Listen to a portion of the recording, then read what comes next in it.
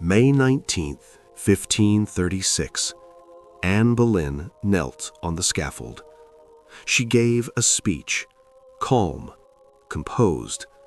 She said nothing bad about the king who was about to kill her. And somewhere inside that palace, Jane Seymour was already waiting, the woman who would be queen by morning. History called Anne the seductress, the woman who destroyed a marriage. History called Jane the savior. But here's what history never asks. What kind of woman steps into a dead queen's shoes before the body is even cold? And what kind of man makes her do it? Because both women watched Henry destroy the wife before them. Both believed the same: it won't happen to me. Stay with me, because the real homewrecker isn't who you think. Welcome back to History Untold. I'm Alex, and together we'll uncover the hidden secrets of the past. If these untold stories speak to you, hit the like button and join our family. Let's step into the past together. The world they walked into. Before Anne, before Jane, there was Catherine. Catherine of Aragon was not some fragile, forgotten wife. She was a Spanish princess, the daughter of Ferdinand and Isabella, two of the most powerful monarchs in Europe. She was educated, politically sharp, and deeply devout. She had survived her first husband's death, Henry's older brother Arthur, and then waited years in poverty and uncertainty before Henry VIII finally married her in 1509. And for a while, it worked.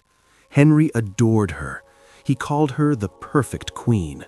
He wore her initials on his armor at tournaments.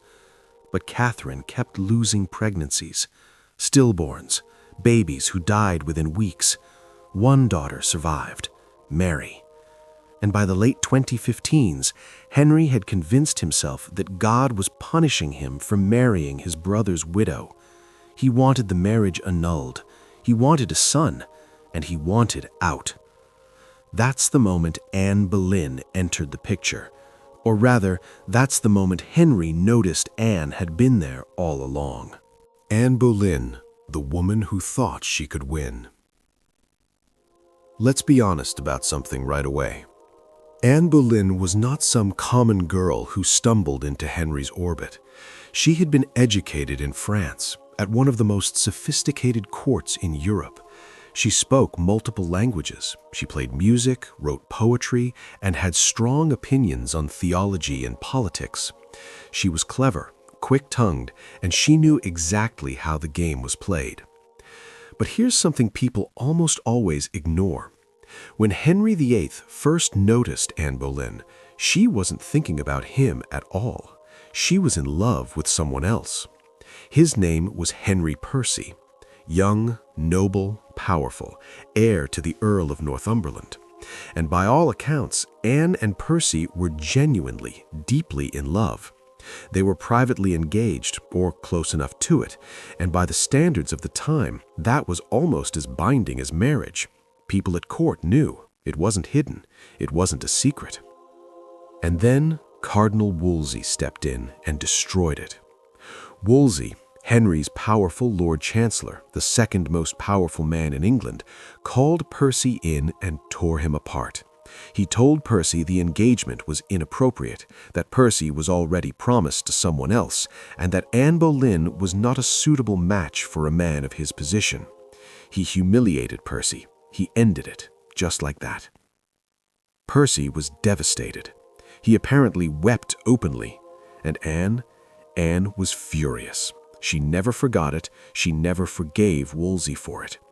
Years later, when she had Henry's ear and Wolsey had fallen from power, historians noted that Anne pushed hard to make sure Wolsey's fall was complete and permanent. The revenge was real. But here's my own opinion, and I want to be clear, this is just my read on it, not established history. I think that moment with Wolsey may have been the turning point for Anne, not just emotionally, psychologically. Think about what Wolsey actually said. He told Percy that Anne was beneath him, that she wasn't good enough, A girl who had been educated at the French court, who was sharper than half the men in that room, and she's being told she's too low for a nobleman's son? That kind of humiliation doesn't just hurt, it changes you. She carried that grief for a long time. It was the mix of a broken heart and public humiliation. Made her more calculated, made the ambition sharper. The girl who refused Henry. When Henry started showing interest in her around 1526, Anne made a decision that changed English history. She refused to be his mistress. And this wasn't random. She had already seen how this story ends. Her sister, Mary Boleyn, had already been Henry's mistress and had been quietly set aside. Anne had watched it happen, watched how fast a woman is wanted and then forgotten. Mary carried that reputation, mocked, reduced, even called things like the English mare. And Anne never forgot her own humiliation either, when Thomas Wolsey ended her match and made it clear she wasn't good enough. So when Henry came to her, she made a choice. She would not be used. She would not be set aside. So instead of giving Henry what he wanted, she withheld it. And she held that line for 7 years. 7 long years. Think about what that takes. The King of England is pursuing her like a teenager. He's writing love letters. 17 of them still survive today. He's giving gifts, titles, jewels. He's basically promising to move heaven and earth for her. And she keeps saying, not yet. Was it a strategy? Absolutely. Was it also genuine? Probably yes. Anne seems to have actually believed she deserved the throne. Not just wanted it, believed she was meant for it. She had real political opinions. She was a supporter of religious reform, which eventually fed directly into the English Reformation. She wasn't just chasing a crown for the glamour of it. She thought she could actually shape what England became. And that's what makes her so interesting. Anne didn't see herself as breaking up a marriage. She saw herself as fulfilling a destiny.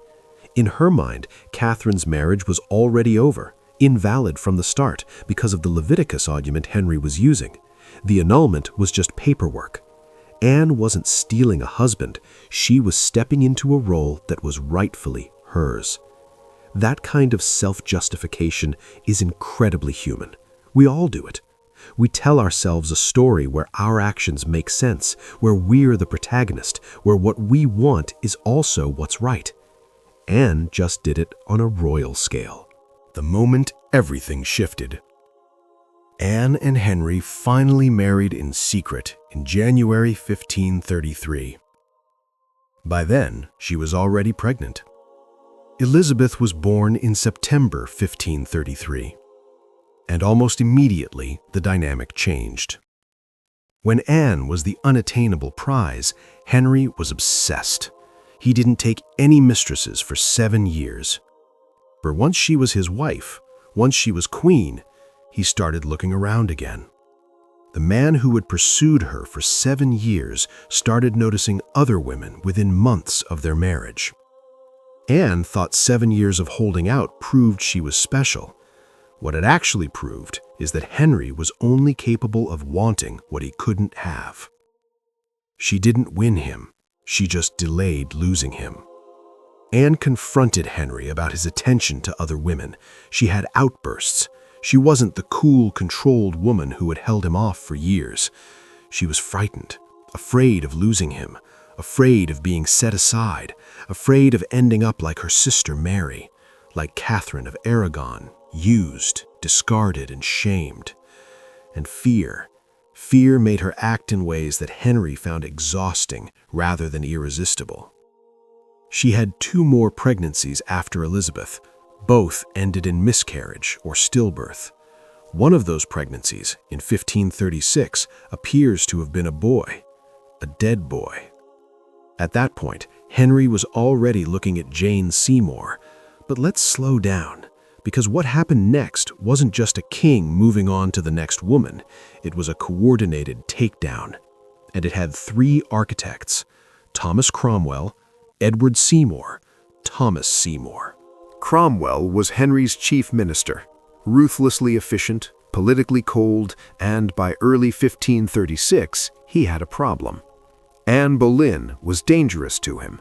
She had her own foreign policy opinions that clashed directly with his. She wanted an alliance with France. Cromwell wanted peace with Spain. Two powerful people in the same court pulling in opposite directions, and only one of them was going to win. And Cromwell made his choice. The Seymour brothers were simpler to read. They had a sister sitting right there at court. They had watched how the Boleyn family had risen. Thomas Boleyn had gone from minor nobleman to Earl of Wiltshire on the back of Anne's position. The Seymours wanted the same thing. Jane wasn't just their sister, she was their ticket. So Cromwell and the Seymours found each other. Same goal, different reasons. And together they built a case out of nothing. The charges against Anne, adultery with 5 men, including her own brother George, were almost certainly fabricated. Historians have pulled these accusations apart for centuries, and the conclusion is pretty consistent. There was no real evidence. What there was a terrified court musician named Mark Smeaton who confessed under torture, and a handful of other men who were arrested, likely because they'd been seen laughing with Anne or spending time in her company, which at a royal court was completely normal. That was enough, because the point was never to prove anything. The point was to give Henry a door out, and to give the executioner a reason. Anne was arrested on May 2nd, 1536. She reportedly laughed when they told her the charges, not because she thought it was funny, but because the accusations were so absurd she couldn't process them as real. They were real enough to kill her. Anne's biggest mistake wasn't trusting Henry. It was believing she had the same protection as the woman who came before her. What Anne got wrong. Now here's the part nobody says out loud clearly enough. Why could they do this to Anne when they couldn't do it to Catherine? Because Catherine of Aragon was the daughter of Ferdinand and Isabella of Spain. She was connected by blood to the most powerful royal family in Europe. Her nephew was Holy Roman Emperor Charles V, the most powerful man on the continent. When Henry tried to discard Catherine, Charles V threatened war. The Pope refused to grant the annulment, partly because he was essentially Charles's prisoner and couldn't afford to offend him. Catherine had a shield, an enormous imperial European shield. Anne had nothing. Her father was an English nobleman who owed everything to her rise. Her family's power was entirely dependent on her staying in Henry's favor. The moment she fell, they had no leverage, no protection, no foreign power making threatening noises across the channel. And this is my honest opinion. If Catherine of Aragon had not been a Spanish infanta, if she had been an English noblewoman with no royal connections abroad, I think Henry would have gotten rid of her the same way he got rid of Anne, loudly, brutally, with fabricated charges and a fast trial. Catherine didn't survive because Henry respected her, or because they had spent 20 long years of happy marriage. She survived as long as she did because hurting her meant a potential war with Spain. That's it. That's the whole calculation. Anne never had that protection. Anne Boleyn made another fundamental miscalculation. She had also made a lot of enemies on the way up. She was sharp-tongued and didn't bother hiding her contempt for people she found stupid or weak. That works when you're powerful. It's catastrophic when you're vulnerable. The cruelest irony? The very qualities that made Henry obsessed with her, the wit, the defiance, the refusal to be controlled, became the things he resented once she was his wife. He didn't want a queen who challenged him. He wanted a queen who gave him sons and stayed quiet. He just didn't know that until Anne couldn't give him either. So when Cromwell and the Seymours needed her gone, nothing was standing in the way. No emperor writing angry letters, no threat of foreign consequence, just an English woman with English enemies and a husband who had already moved on in his head. She was executed on May 19, 1536. She was queen for 1,000 days. Enter Jane Seymour, who had been watching all of this very carefully, and she learned from Anne's fall, but maybe not in the way history likes to pretend. Jane Seymour, the woman who learned from Anne's mistakes. Jane Seymour has a reputation as the good one, the gentle one, the modest, obedient, soft-spoken lady who simply loved Henry and gave him a son. That reputation was carefully constructed, and it wasn't accidental. Jane came from an ambitious family. The Seymours were minor nobility with major political aspirations. Her brothers knew exactly what they were doing. And Jane? Jane was a fast learner. She had served as a lady-in-waiting to both Catherine of Aragon and Anne Boleyn. She had a front-row seat to everything that had gone wrong. She watched Catherine lose Henry by being too stubborn, too rigid, too unwilling to give him the exit he wanted. She watched Anne lose Henry by being too volatile, too demanding, too much. So Jane became the opposite of Anne in every visible way. Where Anne was dark, Jane was fair. Where Anne was outspoken, Jane was quiet. Where Anne challenged Henry, Jane deferred to him. Where Anne had opinions, Jane presented herself as having none. When Henry sent Jane a gift and a letter early in their courtship, while Anne was still queen, still alive, Jane sent the letter back unopened and returned the gift. She said she had no greater treasure than her honor, and that if the king wished to give her money, she hoped it would be when God sent her a good match. It was the Anne playbook, executed perfectly, and it worked on Henry for the exact same reason it had worked with Anne. He was a man who wanted what he couldn't immediately have. But was Jane actually innocent? Here's where it gets uncomfortable. Anne Boleyn was arrested on May 2, 1536. Henry and Jane Seymour were formally betrothed on May 20, 1536. Anne was executed on May 19, 1536. One day after Anne's execution, Henry and Jane were engaged. They married 10 days later. Her family had been in active negotiations with Henry and his advisors while Anne was still alive, while the charges against Anne were being assembled, while she was in the Tower. Jane's household was being set up before Anne was dead. Now, did Jane order Anne's execution? No. Did she fabricate the charges? No. Did she have any legal power to do any of that? Absolutely not. But she benefited from it completely, and the people around her helped engineer it. The question is, what did Jane know and when did she know it? She was an intelligent woman who had been at court for years. She wasn't naive. She understood what was happening, and she moved forward anyway. Jane's psychology, survival, or ambition? This is the real debate about Jane Seymour, and it's one historians still argue about. Was Jane driven by ambition, or was she driven by something closer to fear? By the time Henry noticed her, Jane was in her late 20s. In Tudor England, that wasn't just older, that was practically a crisis for a woman's family. Most noblewomen were married off in their teens or early 20s. Jane, at 27, 28, was still unmarried. And in that world, that carried a weight we can't barely imagine today. So when Edward and Thomas Seymour looked at their sister and saw an opportunity, Jane wasn't exactly in a position to argue. Her existence at that point benefited her brothers more than it benefited her. Edward, in particular, rose to extraordinary power after Jane became queen.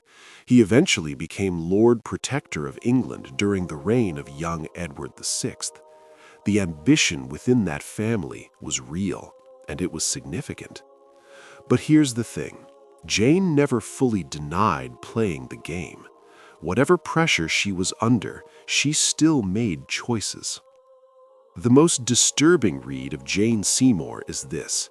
She was not a passive pawn. She was an active participant in a strategy that resulted in her predecessor's death.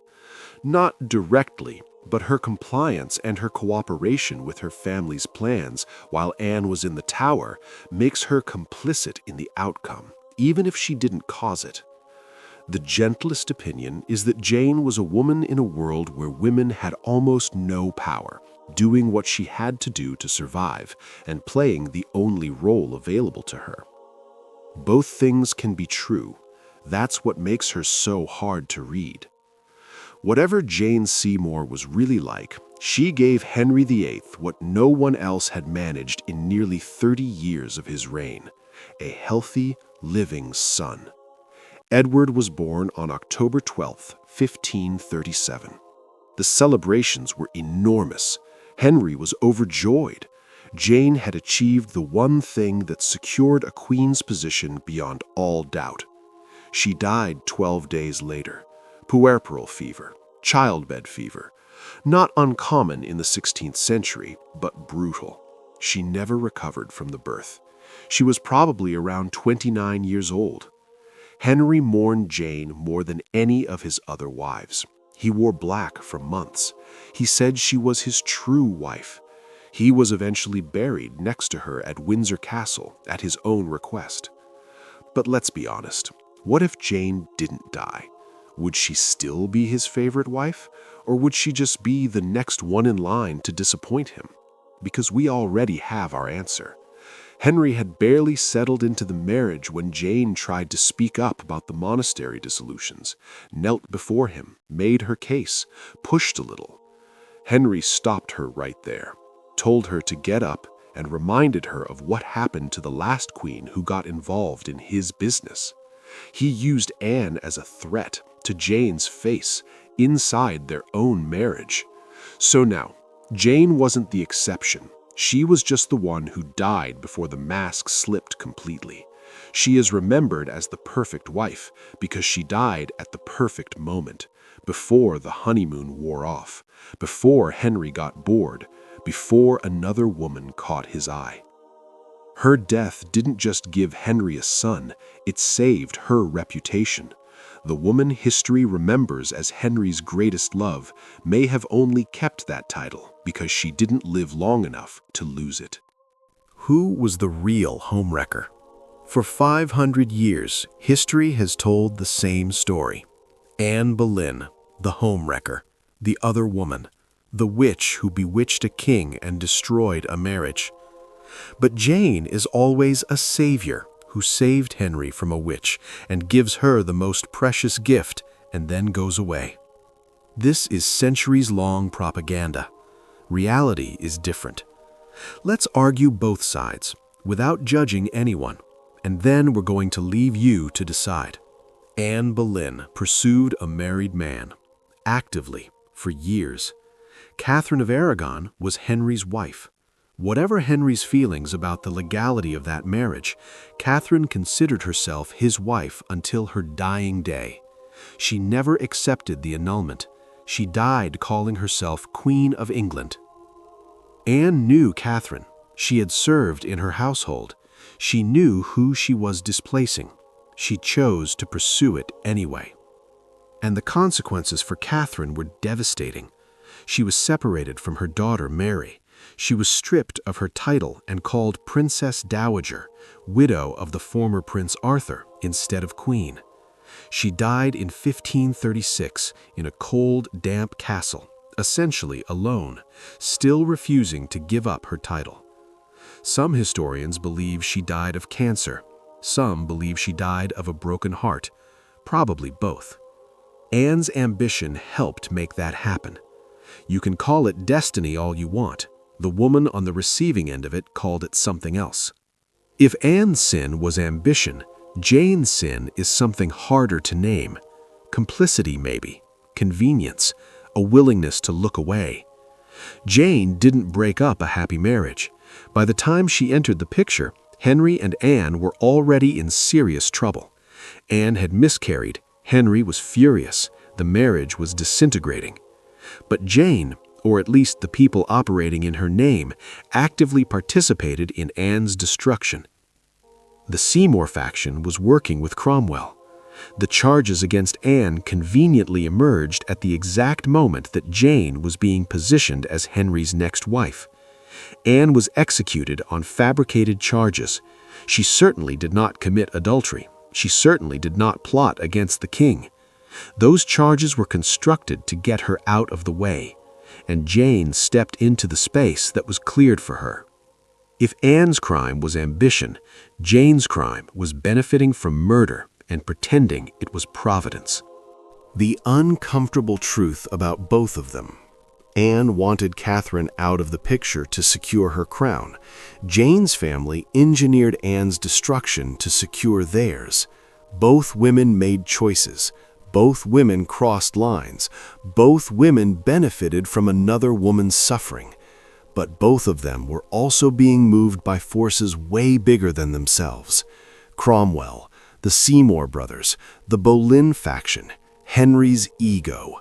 Men who needed a queen, any queen, who could produce a male heir and keep their own positions safe. The real homewrecker, if we're being honest, was Henry. He made the promises. He set the terms. He created the competition. He discarded wife after wife the moment they stopped being useful. And then he got to write history as a king who was simply unlucky in love. Anne and Jane were two women playing a game they didn't design, with rules they didn't set, on a board tilted entirely in Henry's favor.